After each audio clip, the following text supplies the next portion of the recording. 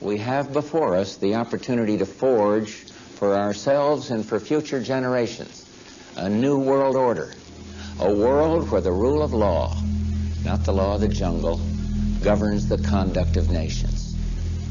When we are successful, and we will be, we have a real chance at this new world order, an order in which a credible United Nations can use its peacekeeping role to fulfill the promise and vision of the UN's founders.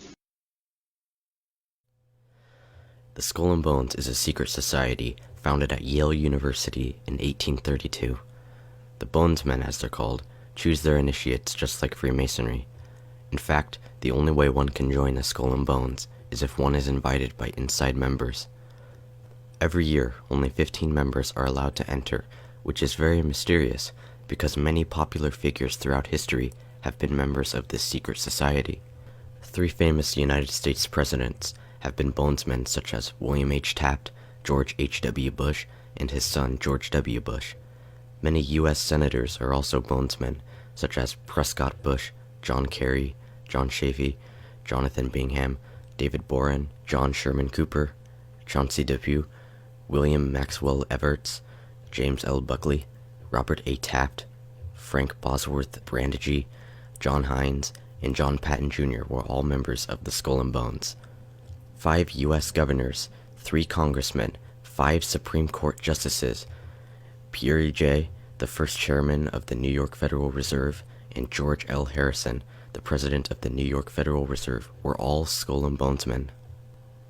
The Bushes have long been pillars of the infamous Skull and Bones Society, based in a windowless mausoleum known as the Tomb, alongside the campus at Yale University at New Haven in Connecticut.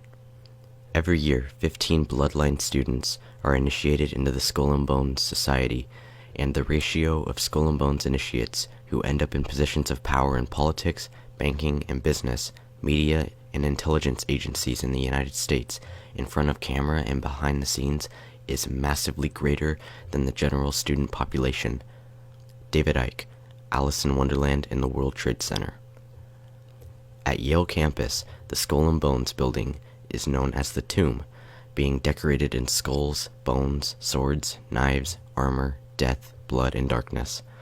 It is here that they perform their bizarre and sexually ritualistic initiations. Sometimes, ear-piercing screams can be heard coming from this building. In 2001, ABC News, along with the New York Observer, filmed an imitation throat-cutting ritual being performed by the Bonesmen. The videotape provides a grainy glimpse into what appear to be the initiation rituals of a secret society that's been around since 1832, whose members have gone on to be leaders of Wall Street and the White House, the Senate and the Supreme Court.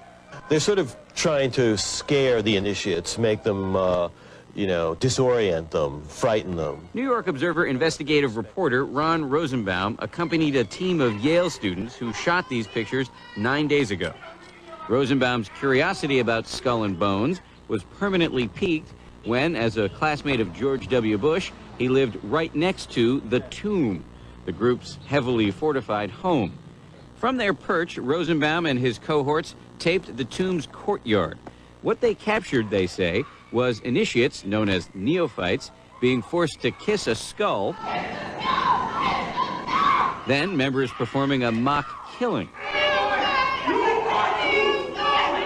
It may look like your average fraternity nonsense, but Rosenbaum says it's not. Even though it may seem silly to us, it seems to mean something to them, and you can't argue with the success of Skull and Bones. True. Famous alums include senators John Kerry and John Chafee, to name 2, cabinet secretaries such as Averell Harriman, and 3 presidents, William Taft, George Bush, and George W. Bush, who's been reluctant to talk about Skull and Bones. Does it still exist? I mean, the thing is so secret, I'm not even sure it still exists. Rosenbaum says the tape is a valuable artifact, an extremely rare view into the secret society that groomed the American ruling class for generations. Rumors of the latest rituals say that a newly accepted initiate must lie down naked in a casket and masturbate while the other members watch gathered in a circle. The Skull and Bones are known for their odd and sexually promiscuous rituals, but many don't know of the horrific and evil acts committed by these members throughout our government. David Icke once wrote, In May 1918, Prescott Bush and 5 other Skull and Bones men ransacked the grave at Fort Sill, Oklahoma. They took turns to stand guard while others robbed the grave and took away artifacts and Geronimo's skull. This was taken to the Skull and Bones headquarters at Yale, where it is used in their Sikh rituals and ceremonies. This horrible story is told in an international history of the Skull and Bones Society and was quoted to Ned Anderson, the tribal chairman of the San Carlos Apache tribe, when he was negotiating to have Geronimo's remains returned to the tribe's custody. A 1989 article in the New Yorker said, one bonesman recalled during the early 70s seeing perhaps 30 skulls, not all of them human, scattered about the tomb at Yale. This is the mentality of the people running our world. Every Skull and Bonesman has been incredibly successful and put at great powers in our government. President Bush tapped 5 bonesmen, including William Donaldson, the head of the Securities and Exchange Commission, to join his administration. John Kerry, class of 1966, became Senator and Secretary of State. Henry Luce, the founder of Time magazine, Life, Fortune, Home, and Sports Illustrated, was a bonesman. General Manager of the New York Times, Amory Howe Bradford, was a bonesman, class of 1934, and married Carol Warburg Rothschild. Percy Rockefeller, class of 1900, was a wealthy businessman and sat on directors' boards for many corporations. Richard Gow, president of George Bush's Zapata Oil Company, was a bonesman, class of 1955. Alexandra Robbins, in a CBS interview, stated, "They do have many individuals in influential positions, and that's why this is something that we need to know about." The Skull and Bones, being interleaked with many government branches, is also connected to the CIA. Many powerful bonesmen in our government were very much involved in the CIA. The Central Intelligence Agency is widely known for its shadowy acts and strange positions it holds in government power. Many bonesmen have graduated with CIA and intelligence community jobs waiting for them too. F. Truby Davison, Howard Weaver, William Sloane Coffin Jr., V. Van Dyne, James Buckley, Bill Buckley, Hugh Cunningham, Hugh Wilson, Reuben Holden, Charles R. Walker, Robert D. French, Archibald MacLeish, Dino Pionzio, William and McGeorge Bundy, Richard Moore, and George Bush are all bonesmen with U.S. intelligence agency jobs. Eric Dubé, The Atlantean Conspiracy. The Skull and Bones Society, along with the Bush family, put illegal drugs such as heroin and cocaine on the streets of the U.S. and the rest of the world. The Illuminati families in America and Britain launched an international drug trade and still maintain it today. Through their power in government agencies, they wipe out opposition, and this is exactly what you see when you watch a big drug bust on the news. Controlling the drug trade is a huge step to gaining financial power and is also a key factor in keeping parts of the world poor, unhealthy, and in poverty. The Skull and Bones Society has branches of power throughout the government, and Bushes were just one of the biggest families to be involved in the drug trade.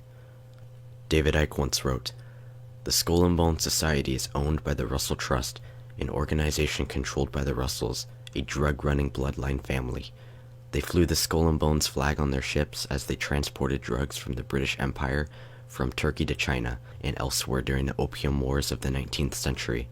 The Skull and Bones is an ancient Illuminati symbol used in its sacrificial rituals and secret language, not least by the Knights Templar. The Skull and Bones is a very well-hidden secret society that has infiltrated many positions of power in the U.S. government.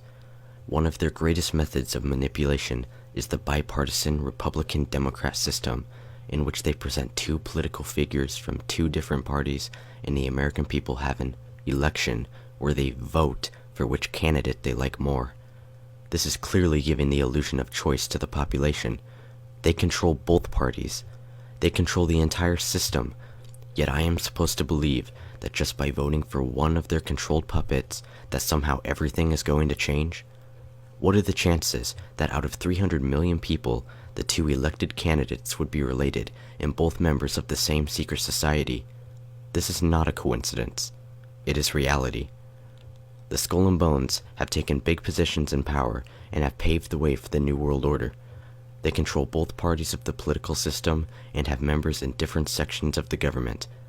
In a 1992 interview with reporter Sarah McClendon, George H.W. Bush stated, "If the American people ever find out what we, the Bushes, have done, they would chase us down the street and lynch us." You were both in Skull and Bones, the secret society. It's so secret we can't talk about it. What does that mean for America? The conspiracy theorists are going to go on. I'm sure they are. I don't know. I haven't seen the web. Number 322? First of all, he's not the nominee. And, look, I look forward... Are you prepared to lose? No, I'm not going to lose. You both were members of Skull and Bones, a secret society at Yale. What does that tell us? Not much, because it's a secret.